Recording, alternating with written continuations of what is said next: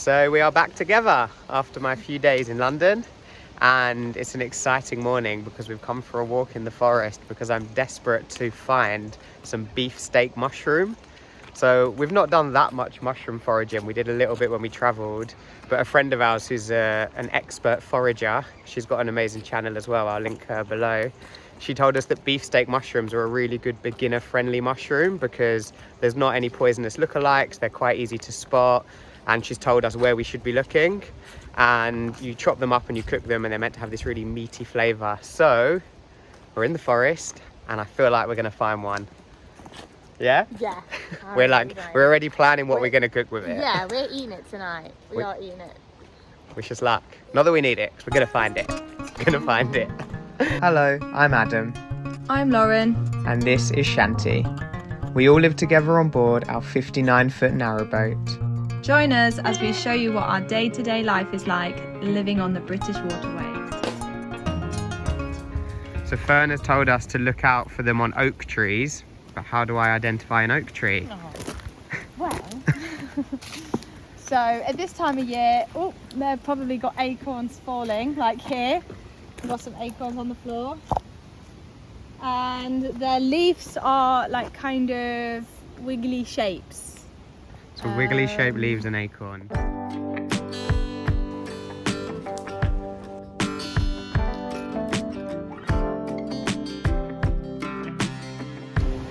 Not beefsteak mushrooms. They're just so fascinating, the amount of species there are everywhere we look.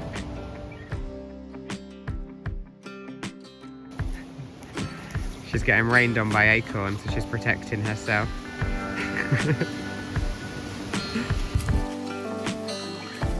Where are the mushrooms? Where's the mushrooms?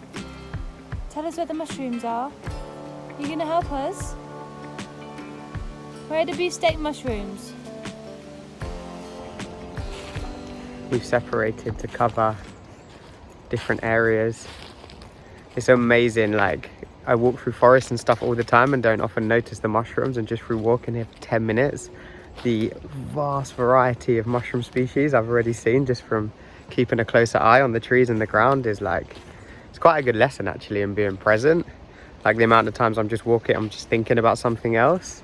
But to really like hone in visually on the experience and see all this like crazy mycelium structures and mushrooms. But I really want to find the beefsteak. So no beefsteak so far, but we have found these, which from my research online, I believe is called a King Alfred's cake. I'm going to fully ID it in a minute, but although it's not edible, it says they can be used as great firelighters. So I'm going to harvest one because there's plenty on this tree. I learnt with foraging you shouldn't take unless there's plentiful. And see if we can use it as a firelighter later. So yeah, after identifying it, we're pretty sure these are King Alfred cakes, and because we're only going to use them as firelighters, we are going to take some. So let's do it.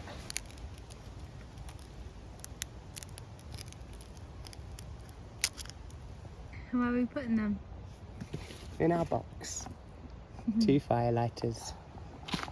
I have spotted the wild Coca-Cola mushroom, a very rare species. Adam being Adam, you can't leave this wild, exotic, not so exotic, quite common actually. So he's having to take it and make sure we put it somewhere where it belongs. Bin. Remember, when you see rubbish, you can pick it up. I know obviously everyone should pick up their own rubbish, but it's a good habit. Come on, good karma, where's my beefsteak? I was just walking over here and I thought, I recognise this from what I was learning the other day. It's called, I think, creeping ivy or floor ivy. Ground ivy? No, ground ivy, that's it. You've got to be careful because obviously normal ivy is very poisonous. But this, it doesn't really look like ivy. It looks like these like cute little feathery leaves that look like a heart shape. And they're basically on a string on the ground with like the leaves coming off it, and it should smell like quite minty when you rip it up. So if you've got that mint flavour and scent, should I say?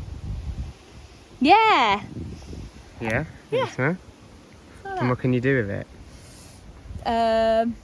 Smells really minty. Use it as you would a mint, or a like herb. in your salads. Wow, that's really minty. It's lovely, isn't it? Shanti, what are you doing? Of course, as we're about to get back in the car, this monster has to go for a swim. I like it in there. Shanti, what are you doing? Mushrooms in there. There's no beefsteak mushroom in there. Silly boy. Come on then, out we get. Ready? Come on then. Good boy. So, of course, at the very beginning, we were very optimistic and very hopeful that we would find one of these incredible mushrooms. We searched around many trees, circulating them, really trying to look on the ground for stumps, trying to find them. But we're actually about to leave now because we've not been successful. But also later thinking about, okay, these are actually quite rare, so for us to find them on our very first forage would be extraordinarily lucky, and I think a lot of foragers would be very peed off at us for finding it so soon. So this is not the last time we will be looking for them. Every time we're going to go into a woods, we're going to be searching for them, so very excited. Great time anyway, regardless. Had the best time. It's time to see if these mushrooms we found earlier are effective firelighters. The first step when we light the fire is to clean the glass. Sometimes I don't always do that before I put the fire on, do I? No, I always do it. How does that make you feel when I forget to do it? Not that bad. Oh, good. Other things are more annoying. Like what? Like the curtains. What curtains? The curtains. What do you mean? When you open them in the morning, Yeah.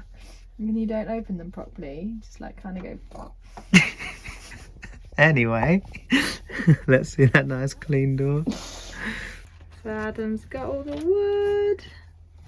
Opa. Hero. I hate going out there. There's loads of spiders. I like So it. Adam likes to go and help out, don't you? And let's hope these mushrooms are going to light these bad boys up. So I'm going to put the mushrooms down where I would usually put the firelighters, and then start to build my kindling around it. We tend to use a bit of a mixture of kindling that we've bought and kindling that we've foraged. I really, really hope that these light. Moment of truth. Moment of truth, take two.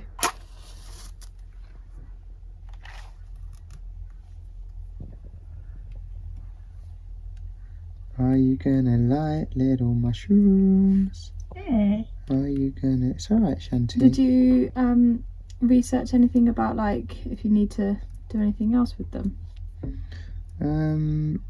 No. Maybe I should have. So we're going to try and actually light it from underneath. See if anything happens there. After watching a little YouTube video. Anything happening?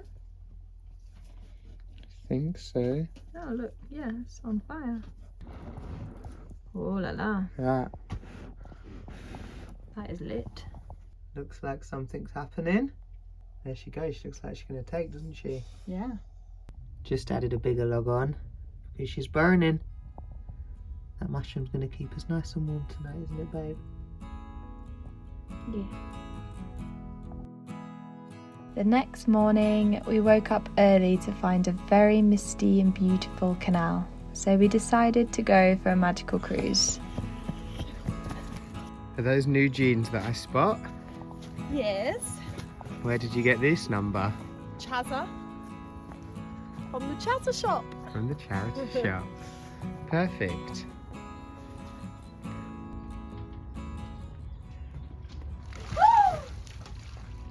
So mission one was take the cratch down, but you might have heard Lauren got a bit wet.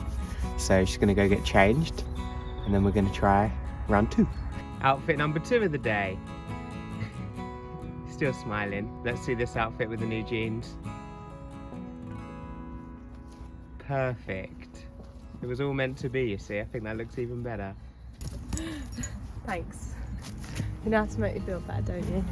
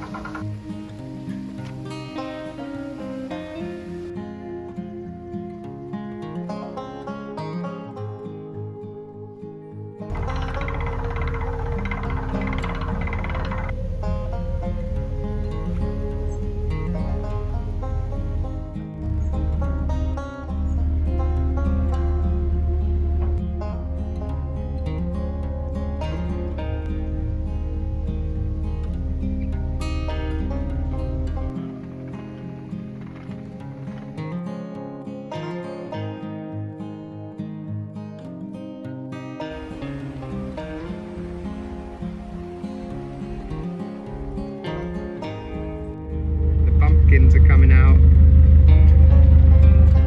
It's that misty this morning that we actually can't see where we're going.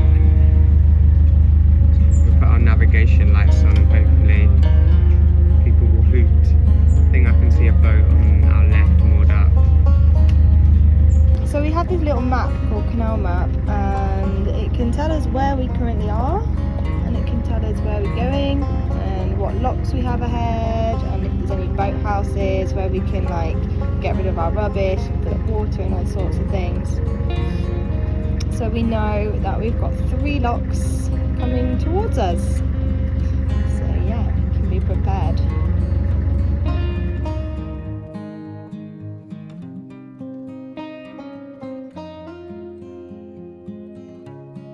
So we're just looking for a mooring spot, because Adam has got some work to do, so we need to stop for a moment, but we know there's some locks ahead, so we're thinking let's stop sooner than later.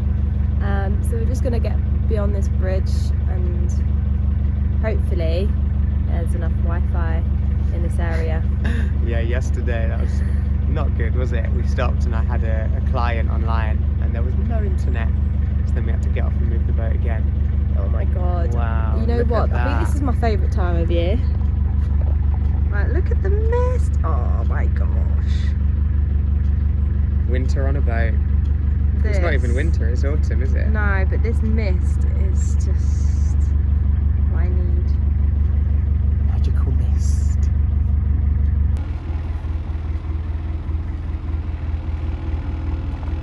There's nothing better when you moor up and you find that there's mooring rings. So no chains, no pegs, you can just moor us straight onto there. You might have seen already that I've been trying to find a beefsteak mushroom. Now Lauren and I just went on a walk, but I didn't have my phone, and I think we might have found one in a tree. I also think we might have found chicken of the woods, which is another edible mushroom that's meant to taste like chicken, on the same tree. So I've just grabbed my phone to try and identify it when I'm there, and I'm really excited. We could have chicken and beef on the same tree. So I'm at the tree. It is an oak tree, which is the first good sign. These are what I think might be chicken of the woods, but I'm not that sure on that one, to be honest. But as we were trying to identify them, I saw this little guy hiding, which I think could be the beefsteak. It looks a little bit old, and I've never actually found one in the person before, but I've just sent photos to my forager friend again to see what she says. But I need to cut open the beefsteak and see if it's got that white marbling inside. So I've just cut it off, and at first glance, I know it's meant to have like yellow sponging at the bottom and this marbling inside, and I haven't cut it open yet, but I don't know why, I've got a really good feeling about this. So I video called Fern, our foraging expert. The good news is it is a beefsteak mushroom, so I found my first ever beefsteak mushroom. The not so good news is she says it's pretty old, which means it's obviously still edible, but she was like, it's not going to taste as good as if it was fresh. But I really want to try it. But she said, look, bring it back, cut it up, have a look inside, really get to grips with it. And you know, now you've found one, hopefully you'll find more. But I'm going to cut it open and show you that marbling inside that's like a steak and see what it looks like. And also the other ones definitely were not chicken of the woods.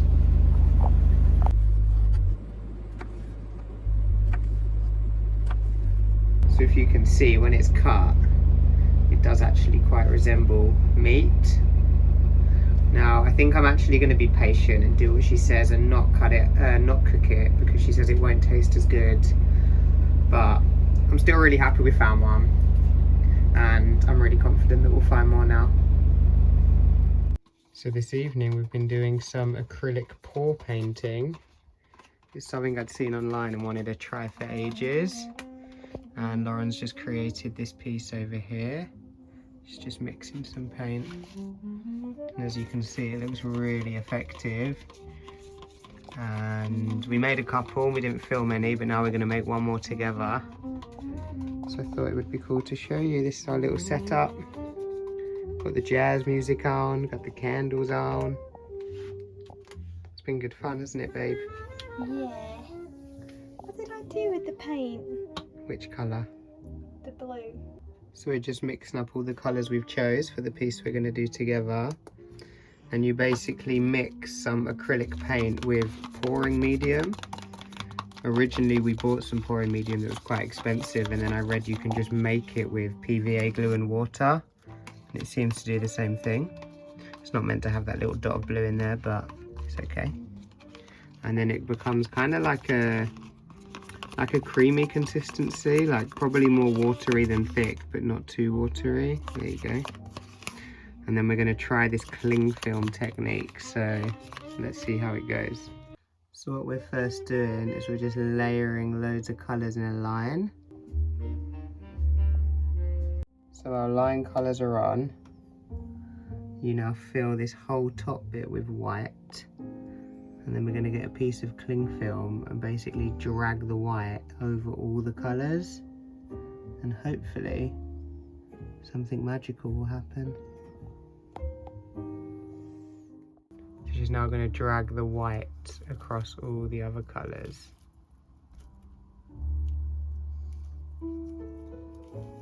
Yeah, you go, that looks good.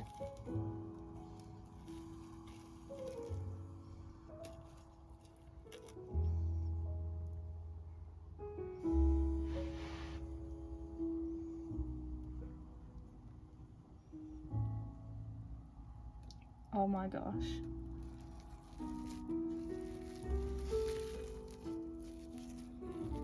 Oh my gosh. So we've got these magical cells that have come out. And we're just going to use a blowtorch to see if we can bring out a few more. This is only probably our third time acrylic pour painting, but really happy with the way this one looks. You see, as they get that bit of heat, they start to appear. Thank you so much for watching. Please leave us a comment, and if you haven't already, subscribe to our channel.